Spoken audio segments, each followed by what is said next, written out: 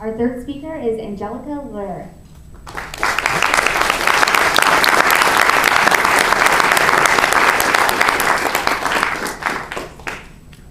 Music majors are the most likely group of college graduates to be admitted into medical school.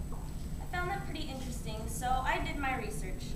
Now I know we all like music in some way. We listen to it, we practice it, some of us like it as a hobby. And yet we're forced to take classes like English, history, biology, calculus, and we find ourselves thinking, why do we need to use this? When are we going to ever use this again? Why do we need to learn about dead people?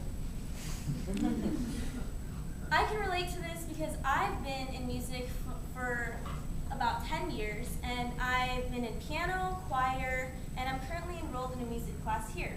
And I've come to realize how much it's helped me in other aspects like critical thinking, discipline, and culture. All skills that I've actually found myself using outside of the classroom. But yet, when it comes to budget cuts, music programs are one of the first classes to be cut from public schools. So today I'm going to tell you why that's not right and how it's crucial and should be mandatory as core curriculum because it helps us with language and reasoning, behavior and society, and even emotional health. So let's begin with the skills it helps us develop, language and reasoning. In an article from CNN called The Importance of Music Education in Schools in 2011 by James Zi6, students reported to have been playing a musical instrument since middle school, had a higher language capacity, and it was easier for them to learn a new language. Now for me, I've been speaking Spanish my whole life, and even though I don't practice it as much as I used to, I still find that it hasn't diminished, and I can still read, write, and speak it perfectly. And it's also reported for students in music to have higher test scores. Here is a graph of art students who had higher test scores in SATs, and over 50% of these students were involved in music in various programs. So other than being just creative, it's really complex and it requires perfection. So you really do need that wide range of mental capacity. In an article called Playing Along with the Mozart Effect from the LA Times in 2010 by Melissa Healy, the Mozart effect refers to the higher skills in music students in proficiency exams, math scores, and the help it gives to children and adults in their abilities in dyslexia, autism, and ADHD. And college students who report to listen to Mozart have higher cognitive skills. And the article also noted that out of 144 6-year-olds, those reported to be instructed in keyboard and vocal instruction had 3 points higher in an IQ test than those who were studying drama, dance, or no arts at all. So now that you know the kind of skills it helps us develop, I will go into how we can apply these to better our behavior and how we can apply them to promote social change even. In an article called Learning the Score from The New Yorker in 2006 by Alex Ross, most students spend most of their time occupied in rehearsals, practicing for their exams, and even those with a passion for music move on to further their career in music. Now for me, I have a final on Monday in piano, and honestly, I've been nothing but a hermit just trying to get it perfect because it's pretty challenging.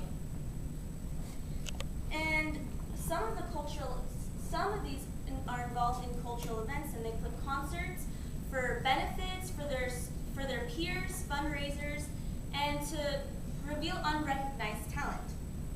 In the book Releasing the Imagination by Maxine Green in 2000, it could even promote social change, like I said, because it brings people together since there's so many people that are interested in music, so it just brings similar interests together.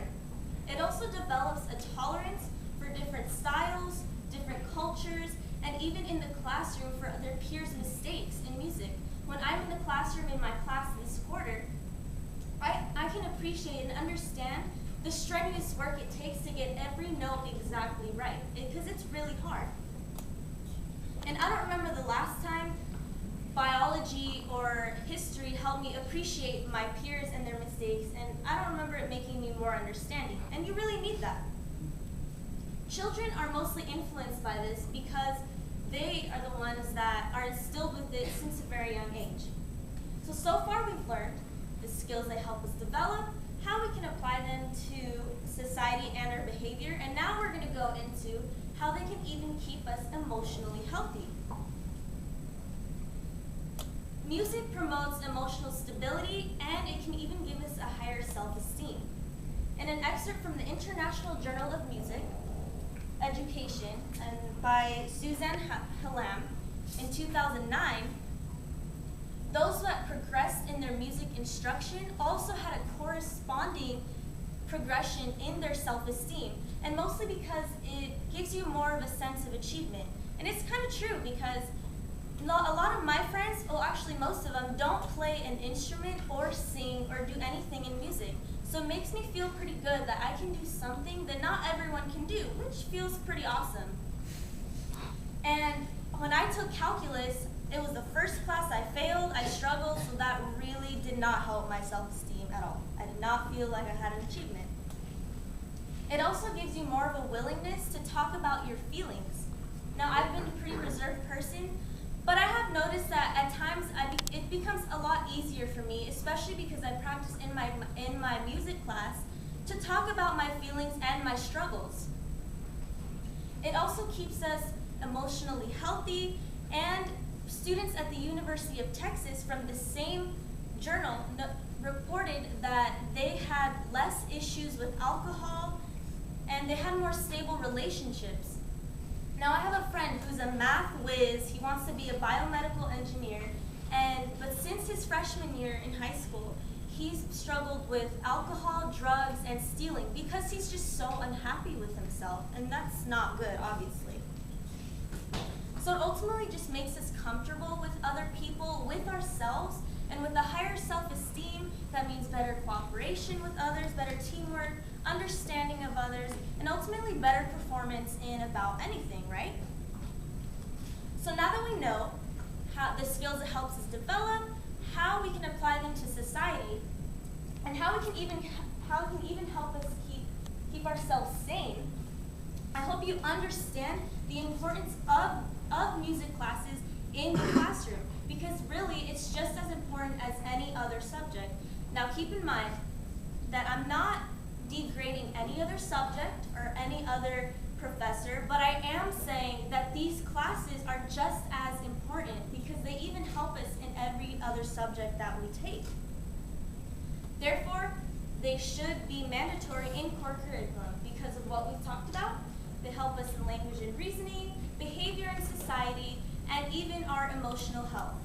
Because after all, when was the last time you did this to get you through the day? Thank you.